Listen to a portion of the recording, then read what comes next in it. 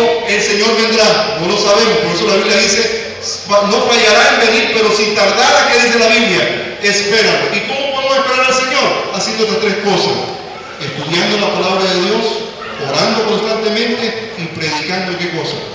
El Evangelio. De esa forma esperamos a quién? Al Señor. ¿Y por qué vamos a hacer estas tres cosas? Porque estas tres cosas nos van a preparar para poder ser parte de las vírgenes prudentes. Amén. ¿Y por qué las prudentes? Hay un hecho interesante en esta parábola que quiero ampliarse.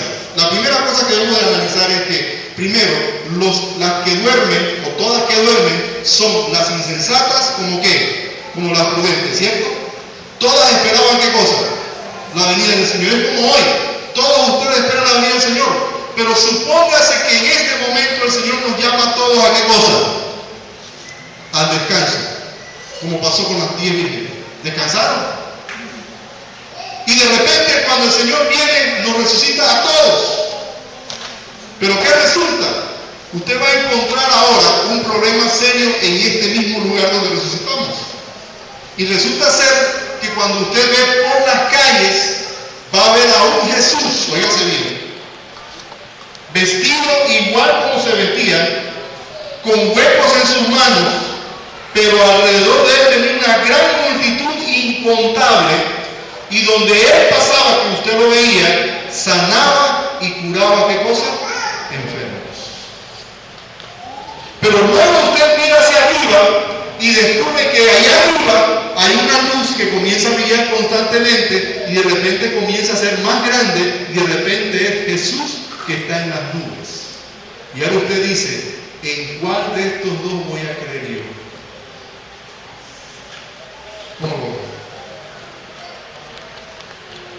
Ahora te voy a preguntar, pastor, ¿pero eso es verdad que va a ocurrir eso? Bueno, yo entonces le refiero, ¿qué dice la palabra de Dios? ¿Habla la Biblia de un hombre inicuo, sí o no? ¿Habla la Biblia de un anticristo, sí o no? ¿Habla la Biblia que el mismo Satanás se personificará como Jesús, sí o no? Entonces, si la Biblia habla eso, ¿qué me está diciendo a mí? Que llegará el momento donde Satanás no podrá más seguir tentando al pueblo de Dios internamente como lo hace hoy. Y al no poder contra el pueblo de Dios, entonces se personificará como Jesús para ver si de esa forma puede engañar, si es posible, a quienes, a los escogidos. Por eso es que no se extrañe, mi querido hermano, de que hoy existe el movimiento ecuménico. No se extrañe de eso. No se extrañe de que las iglesias se están uniendo constantemente, porque le debo decir algo: para el tiempo que esto ocurra, no existirá ninguna iglesia, entre comillas, aparte de la iglesia nuestra, puesta en pie. Y cuando digo puesta en pie, que su organización se mantenga vigente. No existirá, todas serán derrotadas. Pero de esos grupos saldrán gente que seguirá estos movimientos, como es la nueva era, donde se hace ver que ahora Jesús también es parte de los profetas de todo el mundo. Qué interesante. Pero hay un elemento más interesante ahora que yo quiero que analicemos, antes de ir a la última parte. En el libro de Apocalipsis, capítulo 12 en adelante, se habla de que el mensaje de los 3 ángeles, pregunto, ¿está siendo predicado o va a ser predicado en el mundo? ¿Qué piensa usted? A ver cómo estamos en profecía. A ver, hago la pregunta. ¿El mensaje de los 3 ángeles se está predicando ya o comenzará a predicarse pronto? Ya se está predicando. A ver. Ya se está predicando. Ahora otra pregunta, que esto lo enseñan la vara del pastor. El cuarto ángel que aparece en Apocalipsis 18, ¿es otro mensaje o es el mismo mensaje? ¿Qué piensa usted? ¿Es otro mensaje o es el mismo mensaje? Es el mismo mensaje, correcto. Vamos a presentar la proyección para que veamos Apocalipsis 18. ¿Qué característica hay en Apocalipsis 18? Noten bien, características del fuerte pregón. La Biblia dice en Apocalipsis 18, 1 al 4, salid de ella, ¿qué cosa? Pueblo mío. ¿Por qué? Porque en primer lugar dice, habrá espiritual, nótenlo bien. Y el vino de su furor, ¿qué cosa? ¿De quién habla? De la Babilonia. Pero hay otra descripción que aparece ahí. Si alguien puede buscar Apocalipsis 1:4, lo va a ver. Dice que en la Babilonia está la guarida de ¿quiénes? ¿De quiénes? De los demonios, ¿cierto? Y usted sabe que esa es la palabra, habitación de qué? De demonios. ¿Usted sabe a qué se está refiriendo la Biblia cuando habla de habitación de demonios? ¿Sabe usted a qué se está refiriendo? Señores, los lugares donde entre comillas hoy se alaba a Dios, no iglesias adventistas, otro tipo de iglesia, donde se alaba a Dios con todo tipo de cierto de instrumentos, como dicen ellos, con todo tipo de sonanda y lo que ustedes quieran. Esos lugares pronto tomarán posesión los mismos demonios para ser alabados por ellos mismos. ¿Qué les parece?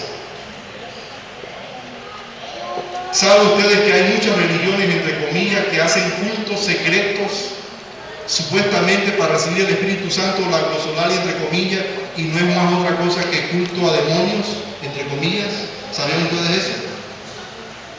Cuando la Biblia habla que la gran Babilonia, que recuerden que la gran Babilonia en el tiempo final es el sistema, es precisamente por eso que usted dirá hoy, pastor, ¿cómo cuesta siendo nosotros adventistas que prediquemos este evangelio? Porque la gente no, hoy escuchaba en la radio que dice que la gente no les puso atención a la caravana en la Biblia, no lo pusieron pasar en la prensa. ¿Pero por qué pasa eso? Porque es el sistema babilónico que tiene controlado ¿qué cosa? Todo. Porque a ellos no les interesa que nada que huela a Cristo o a Dios salga ¿qué cosa? A la luz pública. Por eso hay un control de las cosas. Y por eso Dios nos llama a nosotros a ser proclamadores de qué cosa? De su verdad. Porque nadie puede dudar que Cristo ha hecho una transformación en mi vida cuando yo predico en su nombre. Amén. ¿Quién puede decir que no se lo estoy haciendo? ¿Se dan cuenta? Así que la hora de predicar el evangelio es ahora. Pero hay otro elemento interesante en la caída de Babilonia. Cuando la Biblia dice que hay una caída espiritual, se está refiriendo a que todas las religiones caerán, sucumbirán, no podrán mantenerse fijas como están. Y al sucumbir, entonces los demonios tomarán posesión de estas iglesias. ¿Qué les parece? Ahora viene la pregunta. Cuando la Biblia dice, salid de ella, pueblo mío, ¿a quién se está refiriendo? Tenga cuidado con lo que me va a responder. ¿A quién se está refiriendo? ¿A usted como pueblo de Dios o a otro pueblo? A ver. Correcto, a otras iglesias. No a nosotros. Exactamente.